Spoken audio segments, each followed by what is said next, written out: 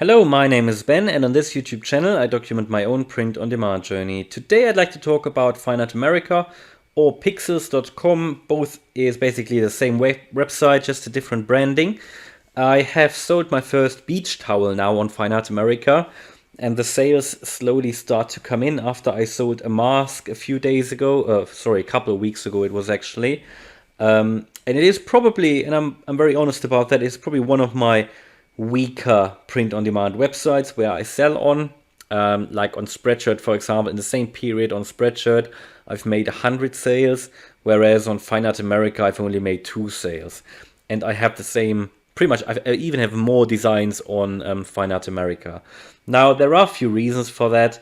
And one reason is probably that Fineartamerica, as the name already tells you, is more like geared towards artists. At least that's where they started with. Now they've obviously opened it up to everybody. You know, they've got a t-shirt section, apparel section, and if we scroll down here on the first page of featured t-shirts, you know, there is also like white text on black background designs, just very simple text-based designs as well, which seem to be selling. But again, you know, they are more geared towards artists. But anyway, you can still make sales on here, and maybe you are a proper artist, then it's definitely worth going for it.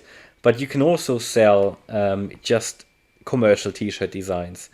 But bear in mind, you might not get the sales that you get, for example, on Redbubble or Merch by Amazon or Spreadshirt, but still you get sales.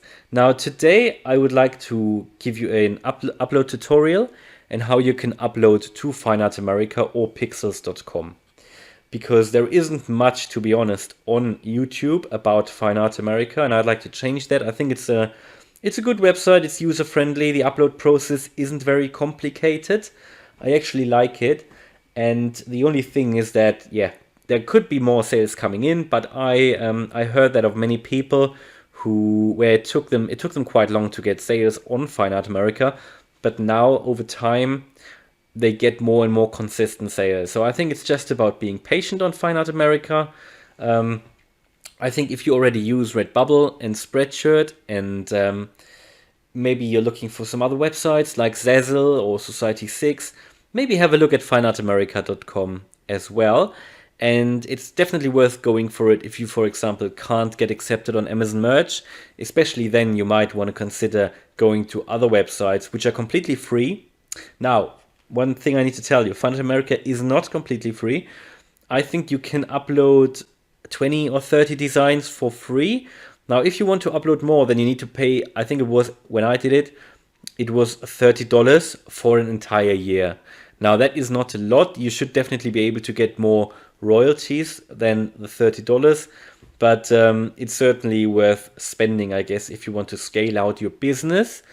And one thing which was strange when I did it, I paid the £30, which is like the premium membership, but they refunded it, and I still have the premium membership. And I even contacted them, but they couldn't see a refund on their system, so it was a bit strange. But so I basically got it for free, which I'm happy about, and I start to get some sales in. But yeah, I would, if I were you, I would just try to upload if you like the website, and then see what happens, because $30 isn't the world. And if you're looking for websites which are free, yeah, do it. Definitely go for it. Now let's go and have a look at how the upload process works. Now the first thing is, and I won't show you how to do that, obviously you need to set up an account on Fineartamerica. Now you can do that on the Fineartamerica.com website, and you can find a link in the description, or you do it on Pixels.com. Now they are both related, they are the same websites, it's just a bit of rebranding, because I think Fineartamerica, they try to expand, and where they started with very much being based or focused on the American market, they try to get more exposure to other markets as well internationally. Anyway, so you have to then, when you create your account, I'm not going to show you how to do that because you probably have signed up for many websites. Then after that, you go to the main website again, you log in, and you create your shop. Now creating the shop is very simple. It's just very simple, like on Redbubble. You just create a shop with your name, and then let me know if you want to see a tutorial on that as well. But I thought it wasn't very difficult. It's just straightforward. You open a shop and then you can start to upload. Now, how does the uploading work? Let's go to my own shop. Now, in your shop, you can see some information here. You can see I joined in 2020. I've got 6 followers now. I had 15,000 visitors. And the first thing is you can see all the images that you uploaded down below. But the way, if you want to create new products, you have to upload a new image, and I'm going to do that now. So you can click on upload image. This is how you do it. If you go on to the top here and you click on sell, they will actually ask you to register again, even if you logged in already. So that's not the way to do it. And also create is not the way to do it, because if you create something, at least that's what I think, you can only create it and then buy it yourself, but you can't actually sell it on the marketplace. So you really have to open your own shop on Fineartamerica and then go into your shop and click on upload image. So we're now on upload new image. So what you do, you choose a file from your laptop, and it ideally is a PNG file. And I'm going to select one now. So I could select this one here, which I downloaded from Creative Fabrica. So by the way, if you want to check Creative Fabrica out, you can find a discount code in the description. They've got tons of images then for print on demand. And normally I change them, but for the purpose of this video, for my videos, I always like to use designs which I download from there. I will take it down later anyway, but it is just good for, just showing you how it works.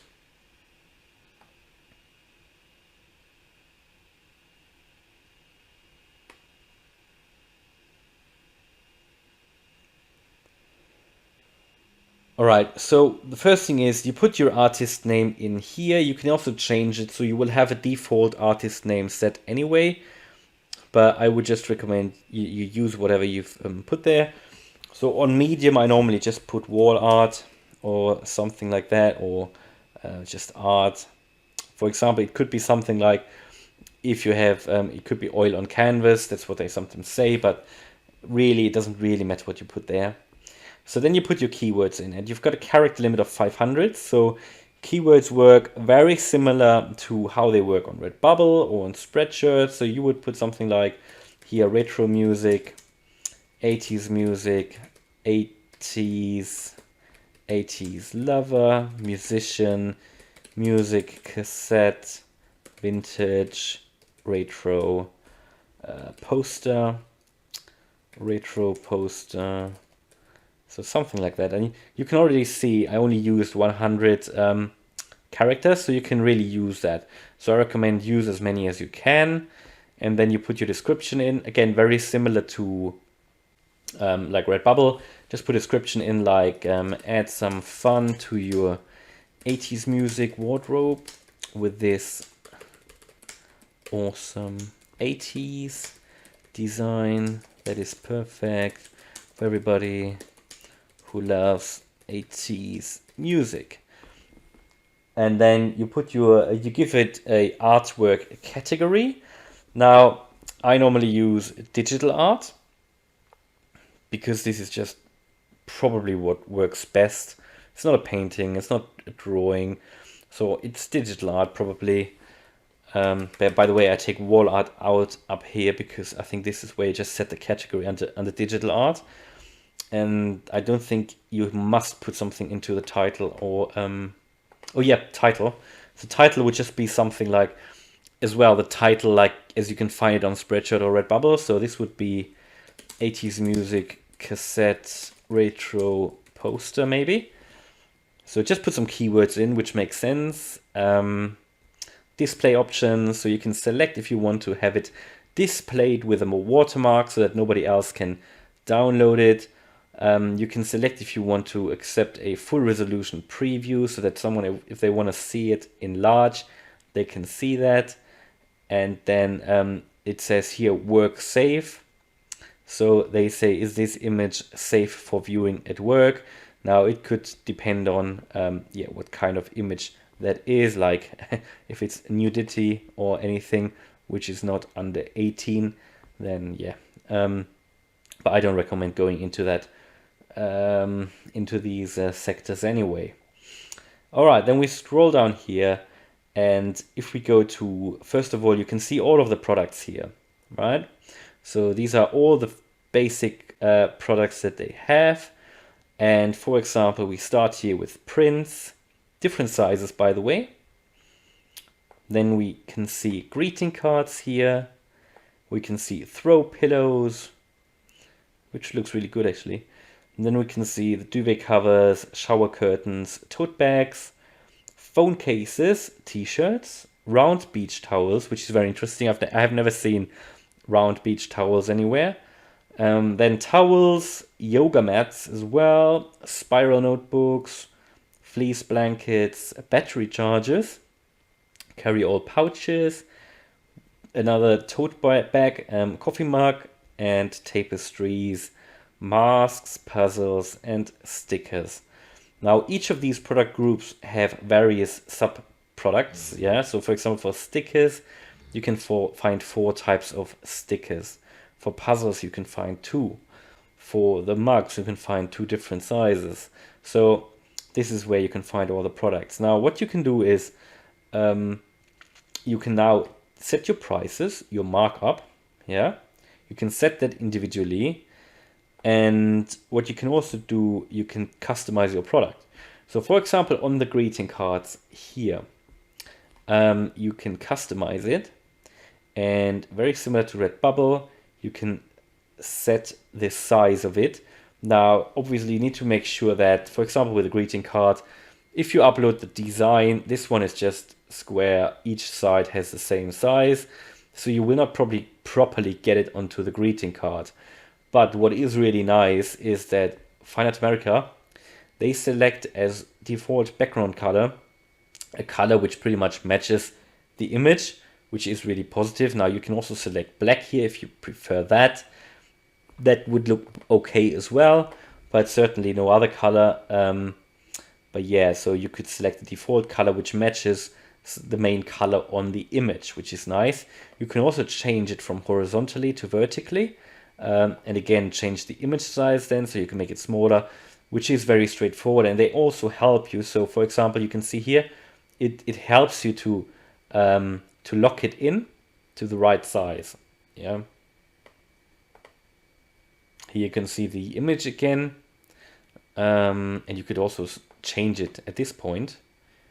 So for example, if you had, for example, for stickers, you wanted some different ones, or for this one, you wanted the same, you know, maybe you can edit it somewhere and have it in the right, move it into the right dimensions, then you could upload that here. It's similar to Redbubble where you can have different images for different products. Okay, so then you can obviously again change your markup here. Now I won't do that at this point, but it's very easy to do. You can also close the customization view, or you just leave it on. It doesn't matter. Then we go to the pillow, and again, you can just change it to the size. And again, it helps you to lock it in. And this is the right size for it. You can also make it a bit smaller, but I would recommend if they lock it in for you, that is normally how it looks good. Because here you can see the black borders around it. So we'll just leave it what they recommend. And again, you could change the background color again, but I would normally leave it with the default background color. Change the markup again, then you can go to the duvet color. So I won't go through every product now. I just would like to show you that it is really good how they, and very easy how you can do it. It is very similar to how Redbubble works, I think. It's certainly much easier than, for example, Zazzle or Society6. So it's very easy to upload manually. All you need to do is to customize a product, and as you can see here, it is very easy how you can optimize it. It's I think similar to how TeePublic works, I think, as far as I remember when I did it manually on TeePublic. It was very easy as well, and you could just change it easily. Yeah, and I think it positions it already in a good way on the t-shirt itself. Now, what you could also do, and I don't understand why you can't do it now. If you make it a bit smaller, I think you can. I don't know why you can't move it up and down at the moment. Normally that works for me. But hey, anyway. And you can also select the default t-shirt color, on which you want to have it displayed. So normally I would select black here. That's certainly worth doing. Now I won't go into every product, there are a few more, but and again, the good thing is you can select the markup for each product individually. So not in percent actually, but in actual price or cost, in actual numbers. Now there is also, because someone might ask, there is a bulk price edit function in your dashboard on Fineartamerica. So if you set your prices here, you can later change them in bulk. So you don't have to go into it automatically. Now what you then do is just click submit, and that will submit the product and push it for sale. So as you can see, it's very easy. I think it is really straightforward. It's very similar to Redbubble. Unfortunately, you can't, like on Redbubble, you have this copy function. So unfortunately, you can't do that. There is no like template, and that you could find, for example, on Spreadshirt, which makes it much easier to upload to Spreadshirt. So in terms of, how easy it is to upload, I think Spreadshirt is still the easiest website to upload to, I think, because you can set your templates and they normally always look good. I think, and also Spreadshirt, they were one of the first print-on-demand websites, so they have a lot of experience, which is probably why they are so good. Then Redbubble, it's very easy as well. You have your copy function, but that didn't come in until a couple of years ago. And then I think you have websites like TeePublic and Fineartamerica, where it's very easy as well. And then after that, you've got websites like Zazzle and Society6, where the uploading is just a bit of a pain. Now, there is no upload limit. There is no daily upload limit to Fineartamerica, which is really nice if you use an automated upload tool. Many automated upload tools support Fineartamerica. For example, Flying Upload, which I use, and you can find a link in the description with a discount code if you want to use it. But I know that some other uploaders, I think Merge Titans Automation, I think they support it as well, and maybe also how's it called, Merge Ninja or POD Ninja, I don't know, but they also, I think, support Fineartamerica. So if you are using an automated uploader, again, it's just another possibility for you to do it. However, you can also, as I said, try to upload manually. I always try to avoid uploading manually. If there are tools which automate the process, it just makes it much easier. I always think it's not worth the time, because for example, Flying Upload, and I can only talk about Flying Upload, but the way how they position the product automatically is really good. No issues with that at all. I checked all my products afterwards for the very first week when I started to use Flying Upload, and it just positions it on Fineartamerica really nice. You don't need to give it a template. It really does it in a really nice and good way.